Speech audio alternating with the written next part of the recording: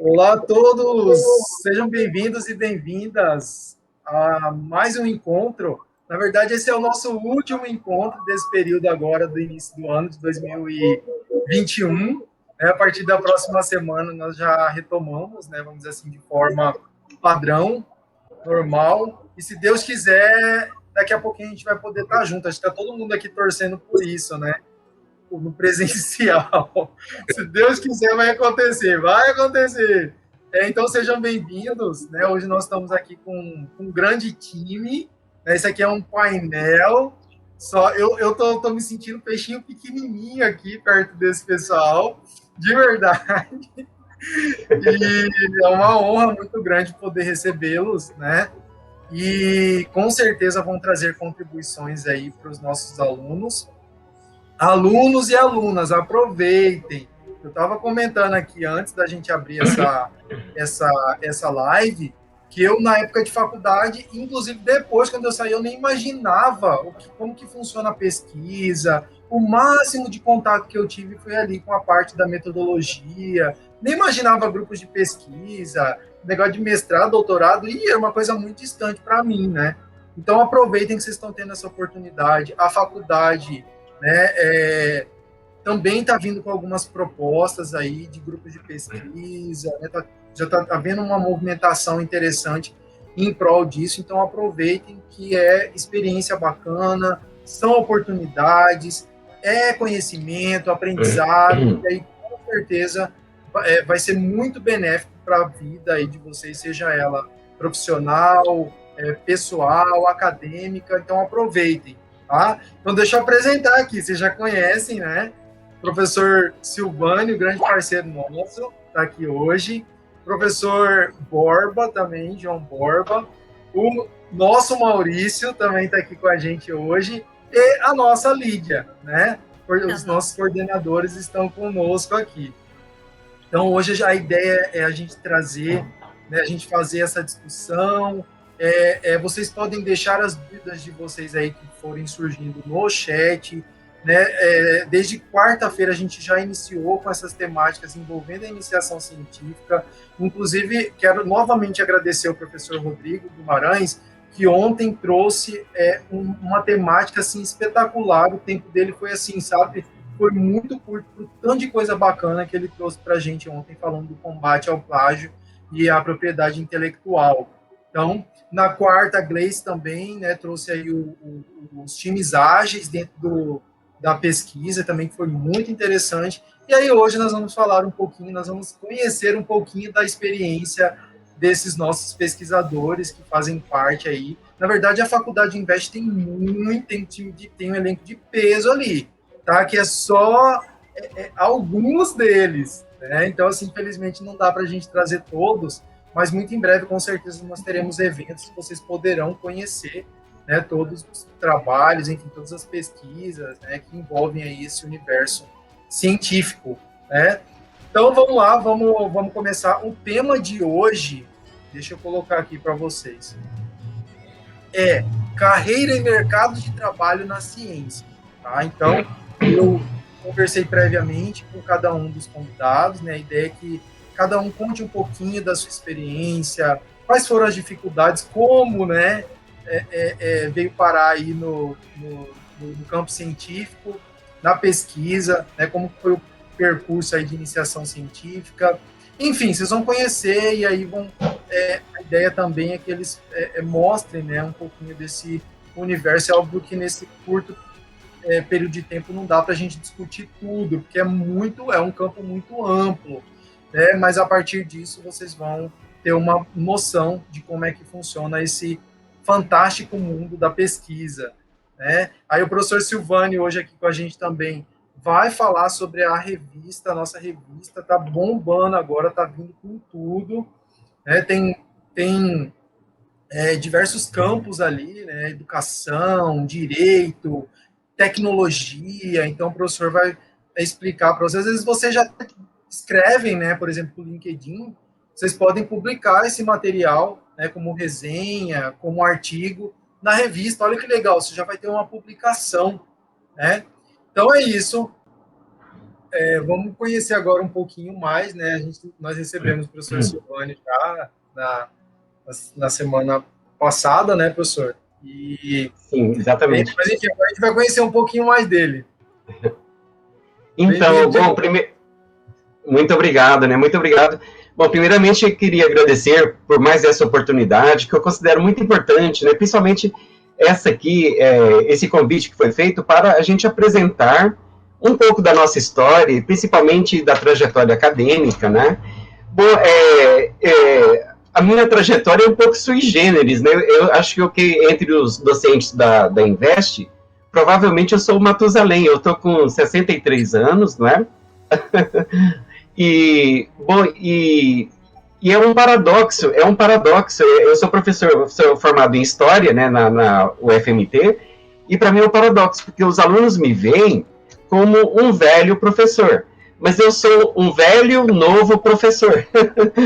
Eu tive umas dezenas de profissões na minha vida e resolvi dar asas a um antigo sonho que eu tinha, que era de dar aulas. Eu sempre tive uma enorme admiração pelos professores que eu tive ao longo da vida.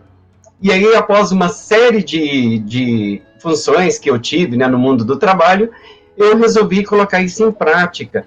Bom, um pouco foi o incentivo do meu filho mais velho, né, porque uma coisa eu sempre tive, eu sempre gostei muito de ler.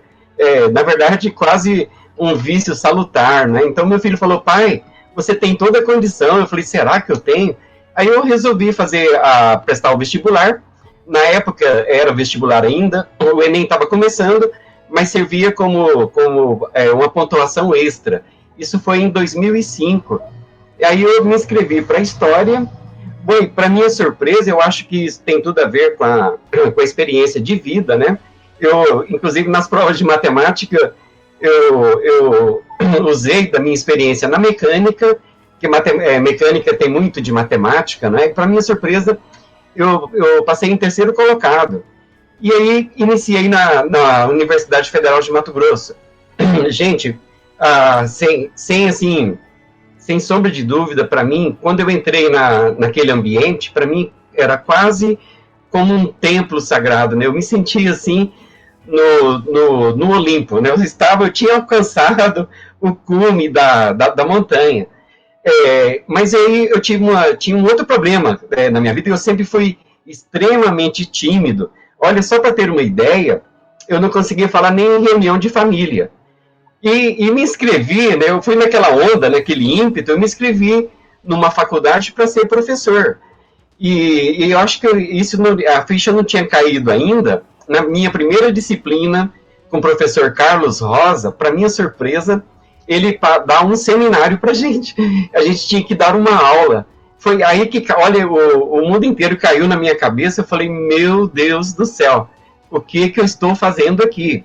Na época eu trabalhava na Retífica Cuiabá, eu fui montador de motor por mais de 20 anos, e aí eu peguei aquele tema, estudei como um condenado. E na hora do intervalo do almoço, nós tínhamos lá uma sala bem escura, que era a sala da sucata. Aí eu dei aquela mesma aula para os parafusos e porcas umas 30 vezes. A coisa foi tão paranoica que um colega mais velho lá da Retífica, um dia eu estava no meio da aula, né, explicando como que era a Revolução Francesa, o tema era a Revolução Francesa, falando de Maximilien Robespierre, que não sei o quê. Aí o colega tocou nas minhas costas e falou assim, Silvânio, tá tudo bem contigo aí? Eu falei, não, tá tudo bem, eu só estou ensaiando a minha aula. Bom, o resultado é que eu percebi que na nossa vida, o grande obstáculo que nós temos que transpor é nós mesmos. Se você vai prestar um concurso, seu único concorrente é você mesmo. Se você conseguir vencer você mesmo, pode ter certeza que é meio caminho para você conquistar aquilo que você almeja, né? Bom, e eu tive assim eu acho que a minha situação dentro da minha sala de aula era bem diferente. Eu estava com um bando de crianças dentro da sala de aula, lá na UFMT, e já viu, né? O hormônio todo em festa, e eu já não tinha mais aquele problema. Eu estudei 11 anos nessa minha trajetória, foi desde a graduação até o doutorado, e não faltei nem um único dia. Bom, tinha o professor Canavarros, ele me elogiou um dia, falou, olha, você é impressionante, você nunca faltou a uma aula. Mas eu acho que um pouco é o interesse que a gente tem e o valor que a gente dava para aquilo lá. Bom, não preciso dizer que o trabalho, como a professora Lídia estava falando, o esforço que nós temos, né, as coisas que eu tive que abrir mão, faz parte do processo. Eu lembro que eu trabalhava de 9 a 10 horas na Retífica Cuiabá, era trabalho pesado, eu era montador de motores de linha pesada, caminhões, ônibus, máquinas agrícolas, então eu trabalhava 9 a 10 horas num ambiente que seguramente atingia 50 graus, né, com fumaça de óleo diesel o tempo todo, o motor funcionando, um barulho tremendo. Aí eu saía de lá, tomava banho na retífica e corria para a UFMT, e lá eu chegava numa sala silenciosa, uma sala branca, limpa, com ar-condicionado, e aquilo era um outro mundo. Bom, às vezes eu estava tão cansado que eu dormia.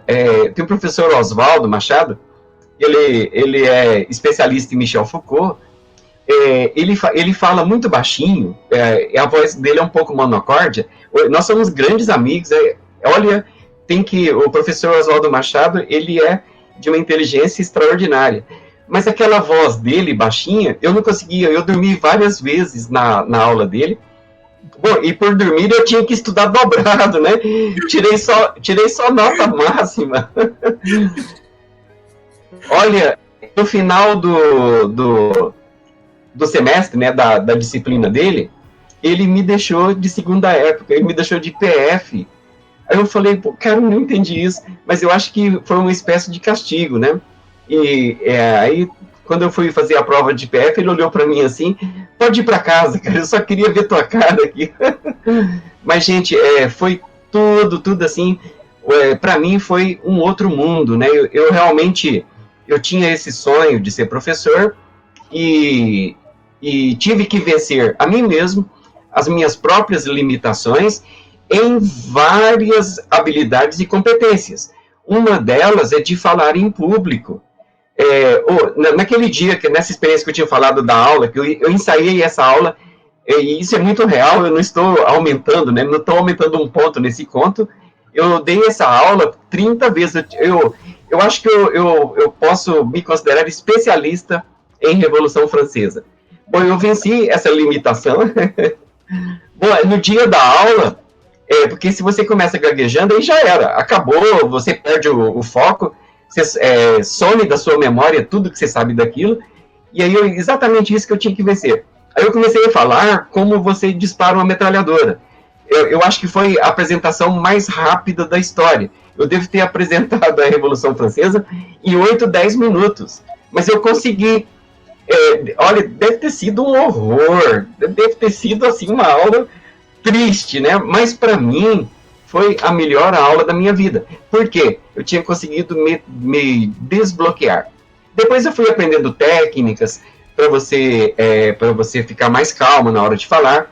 Inclusive, boa técnica para isso é você falar para a sua própria plateia que você está nervoso, né? Isso te ajuda a desbloquear. Eu acho que eu estou me delongando muito. Quando a palavra voltar para mim, eu vou conversar um pouco com vocês nesse sentido, tá? Que é o da escrita acadêmica e da importância que isso é para a nossa vida. É um prazer estar aqui, tá? Muito obrigado pelo convite. Professor, é uma honra tê-lo aqui e eu vou falar ainda mais. Não é babação de ovo, não é nada, é uma coisa bem de coração mesmo. Eu já tive a oportunidade de conhecer bastante gente, né? Assim, eu comecei na educação, eu sou novinho aí, né? Perto dos demais que estão aqui, né? Que tem uma caminhada aí brilhante. Eu comecei na educação em 2009. De lá para cá eu tive a oportunidade de conhecer muita gente, muitos colegas fantásticos, mas assim, um dos melhores que eu já conheci é o senhor, de verdade, assim, sabe? Eu acho muito bacana o jeito que o senhor passa o conteúdo, inclusive os alunos, né?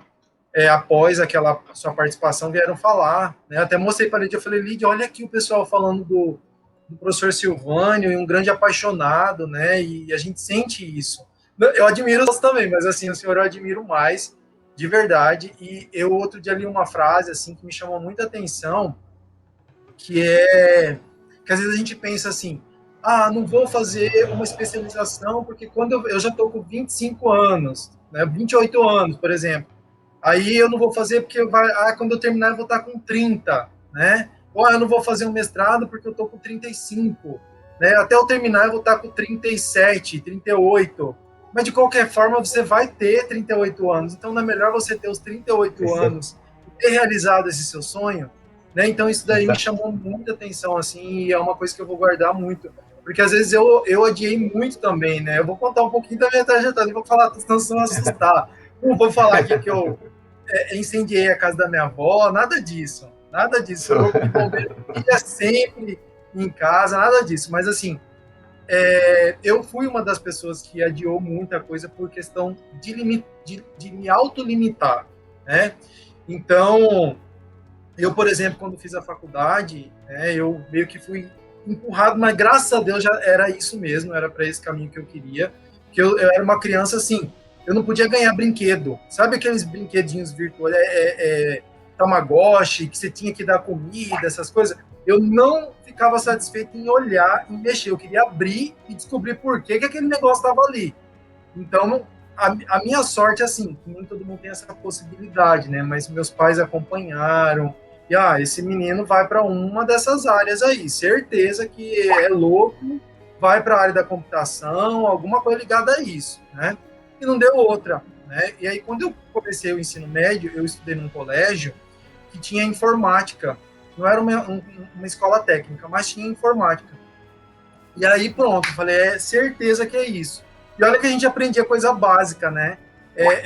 O disquete, na época era disquete, né? Word, Excel, PowerPoint, mas eu falei, não, certeza que é isso. E aí eu fui já para a faculdade, entrei com 17 anos. Na faculdade me formei com 21, né? E assim, foi um período muito frustrante para mim, porque eu sempre fui muito agitado e eu via muita teoria, né? E logo no segundo ano eu já estava atuando no mercado de trabalho. E eu via que era assim, às vezes estava um pouco não havia conexão, né? O ritmo da faculdade não era o mesmo do mercado de trabalho. Então, no mercado de trabalho, a gente tinha que estar ali o tempo inteiro. É assim, né? Ele é altamente dinâmico e você tem que estar aprendendo o tempo inteiro, né? E aí, eu lembro que eu saí muito frustrado com a faculdade. Eu tive ótimos professores, alguns são meus amigos hoje, admiro bastante, mas é por conta de não acompanhar. Eu também dormia muito em algumas aulas que eu via que era muita teoria, né? É legal a teoria, mas é mais interessante quando você percebe a aplicabilidade dos conceitos. E aí eu falei, quer saber de uma coisa? Agora eu vou descansar. Me formei, peguei o canudo, estou no mercado de trabalho, agora eu vou descansar.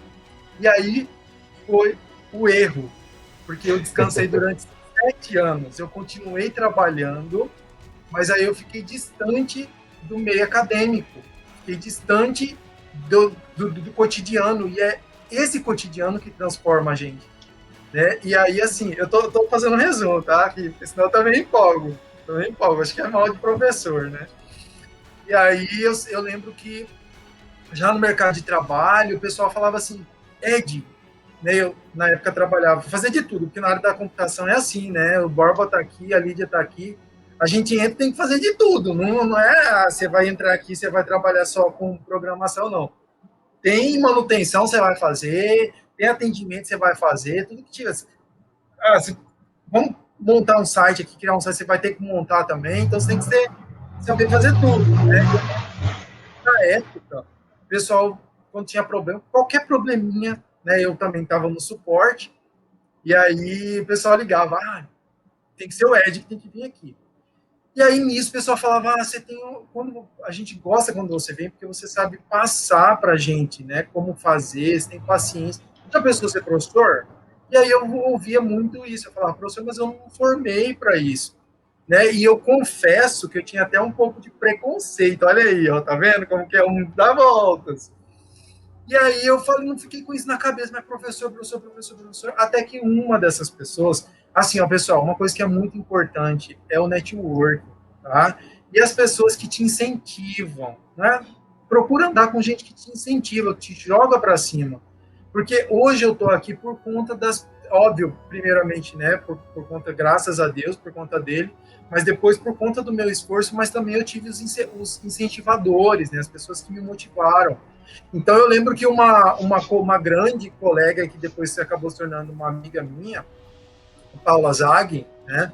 Ela, Ed, vamos fazer o seguinte, vamos escrever um projeto, você vai entregar esse projeto e você vai tentar ser professor. Eu falava, meu Deus, o povo quer meu mal, meu, não é possível.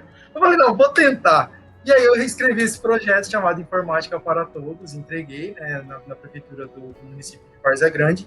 E em 2009 veio assim a virada da minha vida, porque eu nunca esperava que eu fosse me encontrar, né, como pessoa também, não é só como profissional, mas como pessoa. E aí vem descobri a minha grande paixão, que é a educação, né? Eu sou assim, tudo que está relacionado a ensino, a metodologia, a educação, pode ter certeza que eu estou lá e eu gosto muito, né? E aí, enfim, né, se passaram alguns anos, eu comecei a fazer as formações, né, que tem as formações, né, a sala do professor, enfim, os cursos, CEMEDU, todo ano eu estava lá no CEMEDU, né?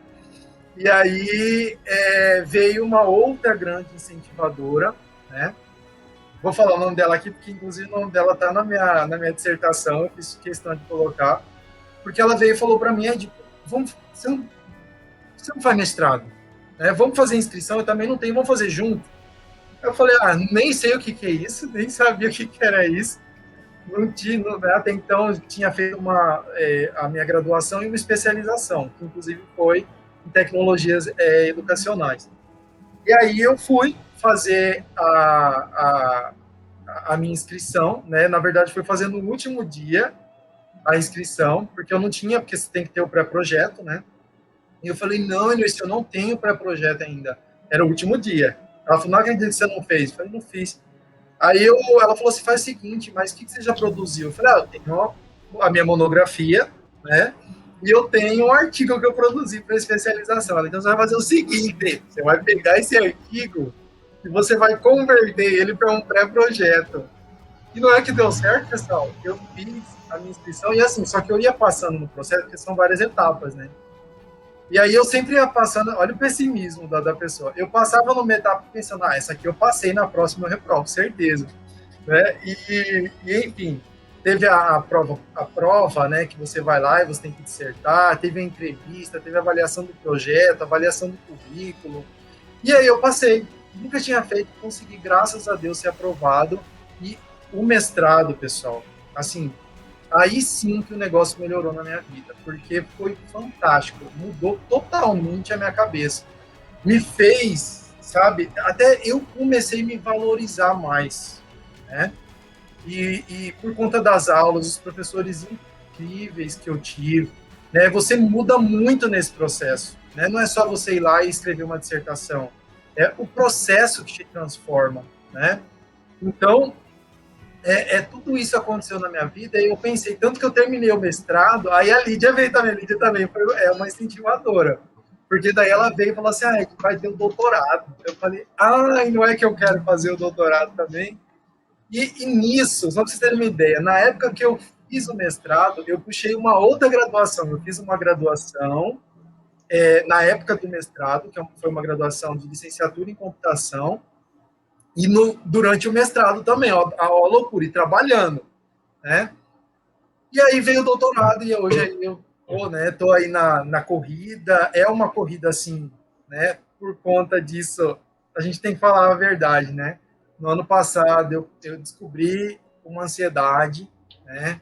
Mas graças a Deus, assim, a gente passa por tudo isso para poder, para a gente poder melhorar, né? Então, eu olho hoje, às vezes eu estava até conversando com o professor Silvânia antes de começar aqui, às vezes a gente senta na frente do computador, não sai nada, né? Ainda mais nós que somos da área da computação, temos um pouco essa dificuldade, né, da escrita, né? A gente é mais técnico, é mais na pegada prática mesmo, e aí não sai, e aí o que motiva é você olhar para trás e falar, não, mas lá atrás eu também tinha medo, né? E aí eu superei isso. Então, basicamente, é um pouquinho da minha história aqui também, que eu não podia deixar de contar, né? Mas a gente sabe que os desafios são imensos. Eu demorei muito tempo para me aceitar como um professor de ensino superior, eu também achava que fosse uma coisa muito distante, né? E hoje, graças ao mestrado e graças também ao doutorado, eu me enxergo com a capacidade de poder estar aqui, de poder levar aos alunos da faculdade, investe um pouco daquilo que eu tive como frustração, mas converter isso em aspectos positivos, né? Que nem eu falei, por conta do conhecimento, a minha autoestima ficou mais elevada. Não que eu me ache, não é isso. Eu me acho um pouquinho. Mas, assim, eu entendo hoje do meu valor, sabe? Então, é esse entendimento que eu quero passar para os meus alunos. Que só o conhecimento proporciona. E a ciência, ela está aí, a pesquisa, ela está aí para isso, né, professor Silvânio?